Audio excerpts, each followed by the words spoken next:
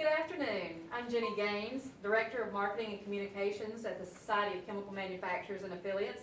And today I'm here with two of our friends from the Department of Homeland Security who are going to be telling us a little bit more about the upcoming Chemical Sector Security Summit in Houston. So first I have with me David Wulf, Acting Deputy Assistant Secretary for the Office of Infrastructure Protection, National Protection and Programs Directorate.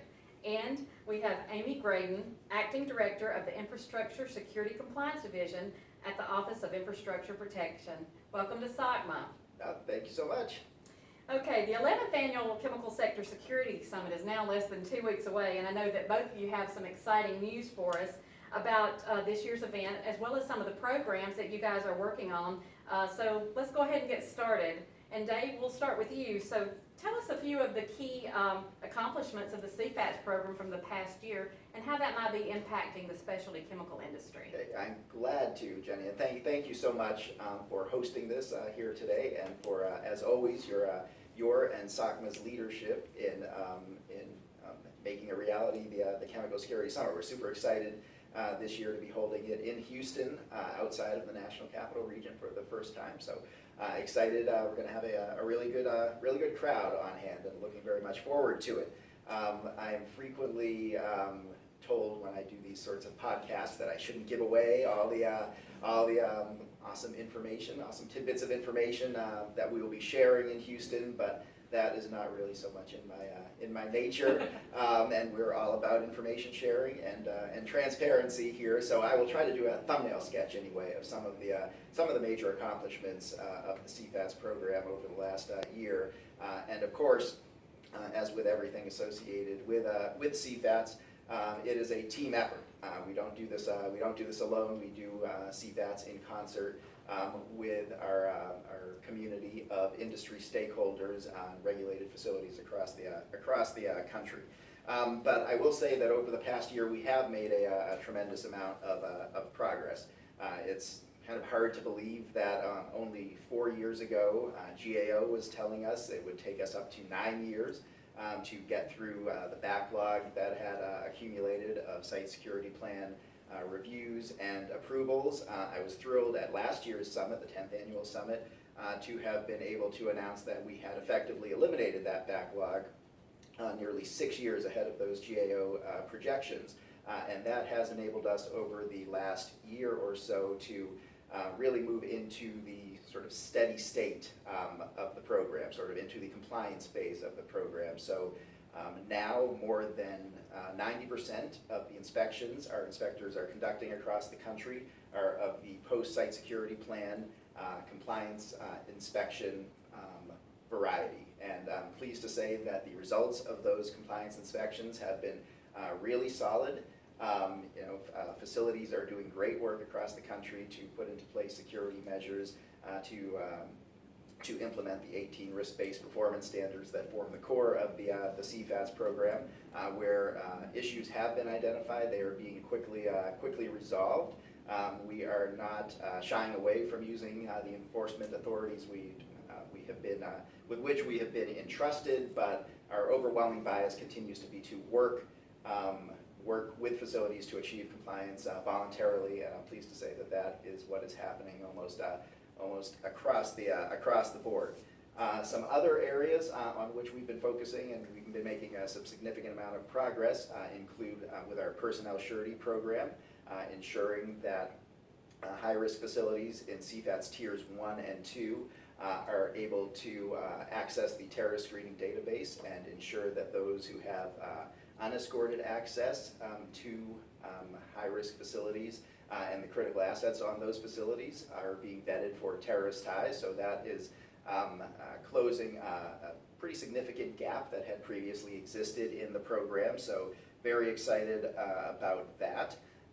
We have also rolled out a new and improved risk tiering methodology. So the result of several years of work across our community, to include with industry stakeholders, members of academia, and our government partners, we have worked to develop an enhanced risk tiering methodology that is as fully as possible taking into account all relevant elements of risk. And we have, over the past several months, begun re-tiering the universe of CFATS facilities. So that work is continuing and will continue over the next several months. But I'm really proud to say that this is an effort that we have undertaken as an entire chemical security community. It's something that's important from a security standpoint, certainly important that we are assessing the risk, assessing which facilities are at the highest risk of terrorist attack or exploitation as fully as we possibly can. Certainly important for the credibility of the program and of our shared chemical security enterprise here in the United States. Happy to say as well that along with that enhanced risk tiering methodology, we have rolled out a streamlined, more user-friendly set of online tools through which facilities are able to interface with the new enhanced risk tiering methodology, through which they are able to submit their top screen reports and, as applicable, if they're determined to be high risk, are able to develop their site security plans and submit those for approval. So this new suite of tools, which we are calling CSAT 2.0, has significantly reduced the burden on facilities across the country to comply with the program.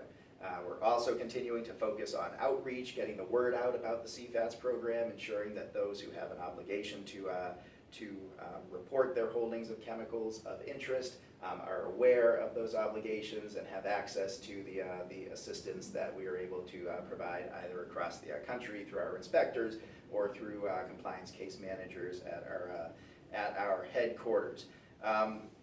We've also done a few things, and I promise I will wrap up, and I'm not going to give everything away. Done a few things, taken a few steps to really sort of mature the program, to put into place structures of the sorts that are typical in more well-established, more long-standing regulatory frameworks, regulatory programs. If you recall, CFATS is really only about a decade old, so we are still sort of growing into our skin. But we've taken some important steps in that regard. Over the last year, we have begun issuing advisory opinions, so clarifying for our stakeholders issues that have proven a little bit tricky, and laying out with clarity and publishing those on the website so all can see. We have developed and published a penalty policy, so everyone can, with transparency, be aware of how we are calculating penalties, where we do get to the point at which enforcement action has to be taken. We have developed a tiering fact sheet so that folks can make informed risk-based decisions about their chemical holdings and about their facilities, and have an understanding of how those decisions might impact tiering decisions. And we have pushed out a record-keeping focused fact sheet and some sample records to help facilities understand how to comply with the record-keeping piece of the CFATS risk-based performance standards, RBPS 18 to be precise. So, you know, a lot of work over the last year, certainly work that we have done in concert with our industry stakeholders, and SOCMA, as always, has played a lead role in that effort as well. You know, really thrilled to let you know that what we're doing here collectively in the United States, it really and truly is leading the world in chemical security. So I have the privilege to chair an international working group on chemical security, and I can tell you that countries around the world are kind of lining up to get a sense of what we have done here in the U.S. through CFATS, what our industry stakeholders have done to really truly build a culture of chemical security here. So that is my report on the last year's worth of activities. Well, thank you, and to kind of piggyback on that, we're all aware that the CFATS program is up for reauthorization in 2018, so do you have any thoughts on how that's going and what to expect from that? Yeah, so we are about 2.5 years into the 4-year authorization that Congress enacted. The President signed into law in December of 2014.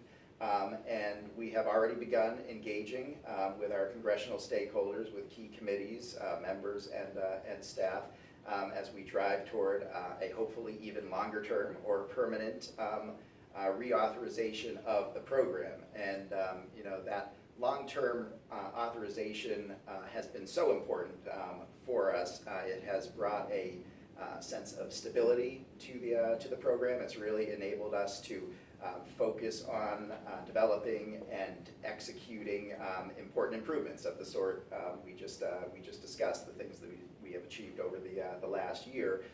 And so, that's why we really do need to see an even longer term authorization. Will bring even more stability, and will also importantly continue to bring to our industry stakeholders the sense of certainty that you all deserve as facilities across this country think through making CFATS focused capital investments in security measures. You all deserve to know that this program is in fact here to stay. So I'm pleased to say that support for longer term reauthorization appears to be quite strong. So excited about that. That is the key focus is on that reauthorization and on the period of reauthorization. The longer, the better, in my view. All right. Well, Amy, we're extremely excited about the 11th Annual Chemical Sector Security Summit this year in Houston. Can you share any highlights about the program and what we should look forward to in a couple of weeks? Well, Jenny, thank you very much for really inviting us to come and work with you on this program. I think that throughout the past 11 years, SOCMA has been a tremendous contributor to the summit. And so once again, SOCMA has stepped up to the plate and has been working with the Sector Coordinating Council Working Group to work with us on the agenda. And so we are excited that this is the first year that is going to be in Houston, in Texas, outside of the national capital area. We're also very excited to be able to incorporate some of the ideas that we've had from feedback from previous summits, such as highlighting additional industry perspectives, as well as additional webcast opportunities for those who might not be able to join us. Some of the highlights that we want to suggest for this year as the sessions include CFATS highlights, such as some progress, additional information on the progress, such as Dave just mentioned, as well as lessons learned. We're also going to talk about theft and diversion, about chemicals and transportation, as well as drones. This year we also are featuring a cyber track, just because it is so important to know that cyber has such an integral part in what's going on in our personal lives and our professional lives.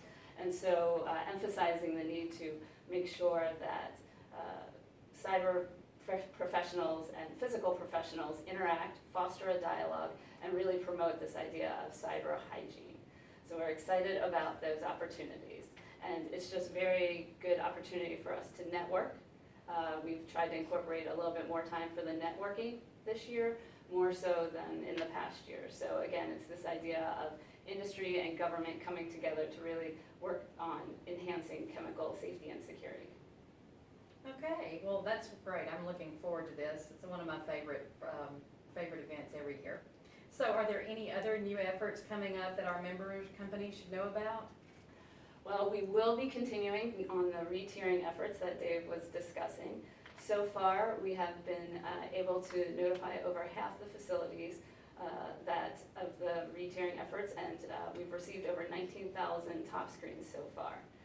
We do anticipate that about 90% of the overall population chemical facilities of interest that had to complete the top screen, we estimate that 90% of them will not see any change in whether they were tiered or untiered. For 5% of those that were previously untiered, we do anticipate that they will be identified as high risk and come into the program. For the rest that had already been previously tiered, we anticipate that 5% of those folks will become untiered. We anticipate that approximately 50% will see a change in their tiering between tiers 1, 2, 3, and 4. We do anticipate that about 40% will see no change in their tier, and we anticipate that about 5% will either have eliminated their chemical of interest or be able to claim an exclusion. So we're going to continue on our re-tiering efforts. And for those that are newly part of the CFATS program, because we know everybody appreciates being part of our regulatory framework, we will work with them to go through the process of completing their site security plans and their security vulnerability assessments. We're going to work to do the authorization inspections, and then we're going to continue with our compliance inspections. As Dave mentioned, over 90% of our current activities are compliance inspections, so we're going to continue to work on those. We also anticipate continuing to work on the outreach efforts. So, that's a very important part, is for us to communicate with industry and keep the dialogue open. So we want to make sure that everybody that should be submitting their information to us and complying with the regulation is doing so. And then finally, as Dave mentioned, reauthorization is definitely on our minds. So we look forward to working with industry and Congress to make that happen. Oh, that's wonderful, and thank you so much for sharing all this great information with us today, and we look forward to hearing a lot more about it in a couple of weeks at the summit. So, and I also understand that almost 550 people have registered already. So for those of you who are watching who would like to know more about how to register for the summit or about the agenda, you can visit our websites, the DHS website, www.dhs.gov, or the SOCMA website at www.socma.com. And we look forward to seeing, hopefully, all of you in Houston, July 19th through 21st. Thank you. Thank you so much. Absolutely. Thank you, Jenny.